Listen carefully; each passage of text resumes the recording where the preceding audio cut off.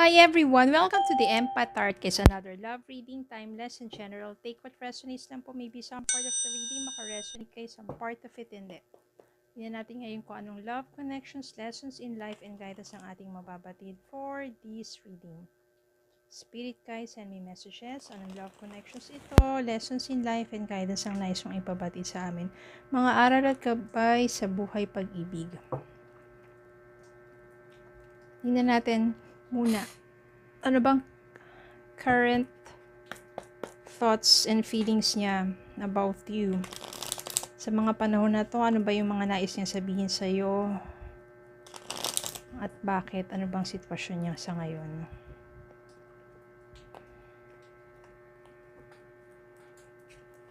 Spirit guys, send me messages. Ano bang nais niya sabihin sa kanyang person, sa kanila? Okay.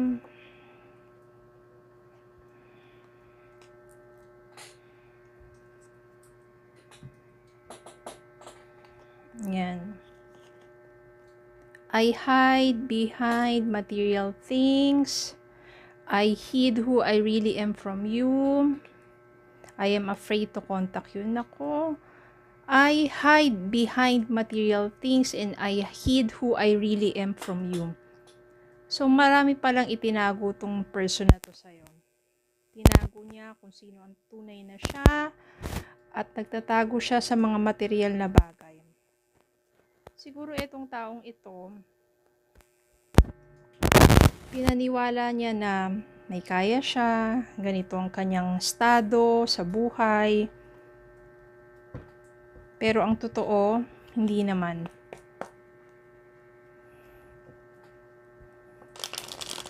Ang lakas ng aking nasisense na ito ay nakakausap mo lang through online. Nagpakilala siya bilang isang may kaya, nagpakilala siya na gumawa siya ng isang persona o pagkatao na hindi naman totally siya. Hanggang sa mahulog ang loob mo sa kanya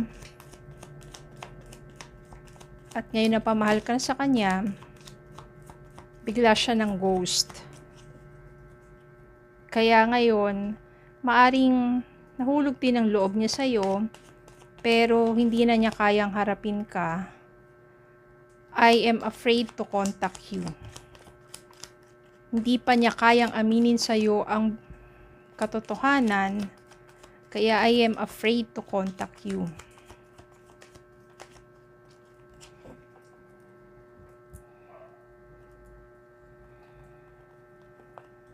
Six of Wands, Three of Swords, natin the Fool, Seven of Cups, Six of Wands yan, Seven of Pentacles, Seven of Swords, and Lovers. Ayan po. Nandito yung Seven of Swords, so meaning talaga nagsinungaling sa'yo ang taong ito. Maaring nagpakilala sa iyo to bilang isang may kaya o kaya ganito yung kanyang propesyon o ganito yung kanyang estado sa buhay. 'Di ba? Parang iba yung pagkakakilanlan mo sa kanya.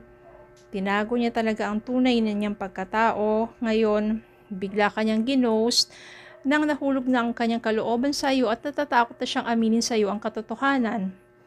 Dahil napamahal ka na rin sa kanya, ngayon natatakot na siya ngayon sa ginawa niyang mga kasinungalingan.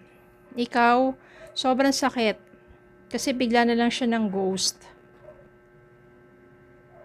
O maaring nagkaroon kayo ng contact at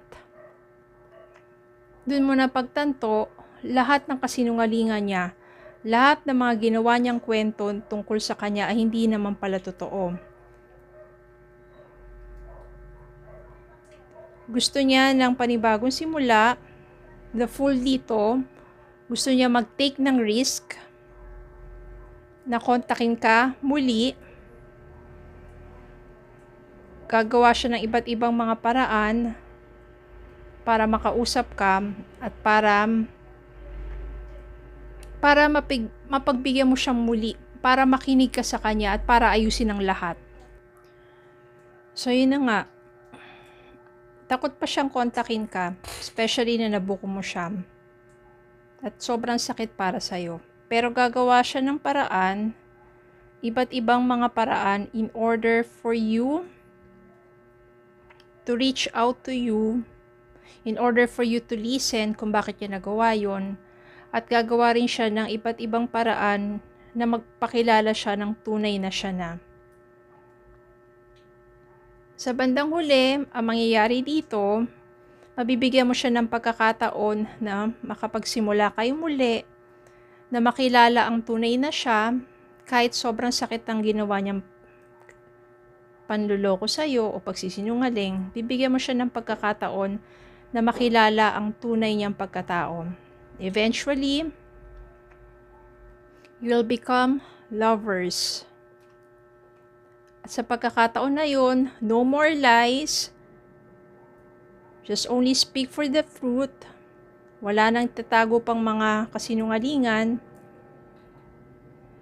Mabibigyan kayo ng panibagong simula at mas magiging maayos at maganda at magiging successful na ang inyong relasyon. Ang hirap nyo no, isang taong nagpapanggap lang, gumagawa ng mga kwento, bumubuo ng isang persona na para paniwalaan mo na siya ay may kaya, siya ay nasa magandang estado, may pera, ganitong posisyon o ganito yung negosyo. Pero hindi naman pala no, puro pagpapanggap lang. Pero bakit tinanggap mo muli? Kasi napamahal ka na sa kanya at kahit sobrang sakit nito, mag-e-effort siya na gumawa ng paraan to reach out to you kahit sa ngayon natatakot pa siyang kontakin ka. At kapag nailahad na niya ang buong katotohanan sa iyo, humingi siya ng patawad sa mga nagawa niyang pagpapanggap.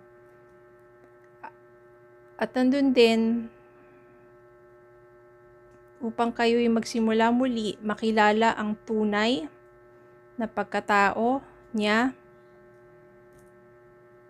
maaring mapatawad mo siya at mapagpatuloy ang inyong relasyon that this time, no more lies, relationship that starts from the fruit.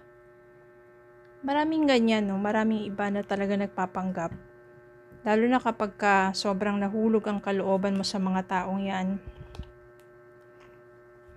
Ang mahalaga, yan, the star.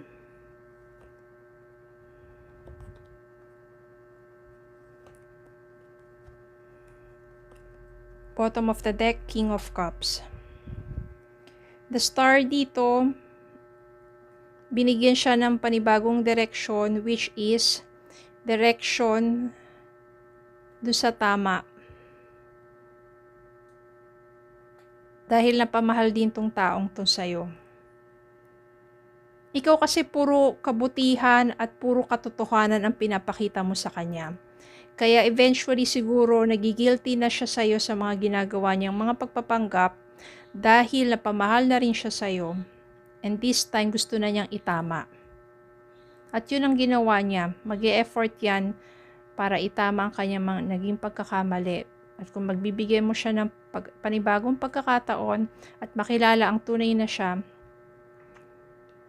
lovers, and 6 of Wands, happy, successful relationship. Because this person, napamahal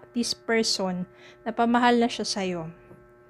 At yung pagmamahal na yon ang nag-udyok sa kanya para itigil na yung kasinungalingan at para humarap sa'yo ng may buong katotohanan. And love conquers all.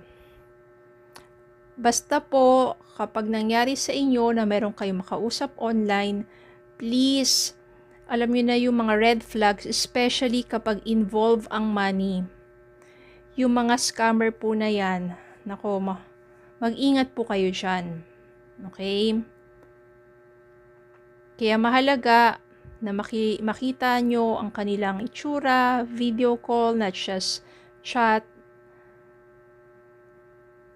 Pero sa technology ngayon, di ba, may mga AI na. Mas mahalaga rin na maramdaman ninyo. Always use also your instinct.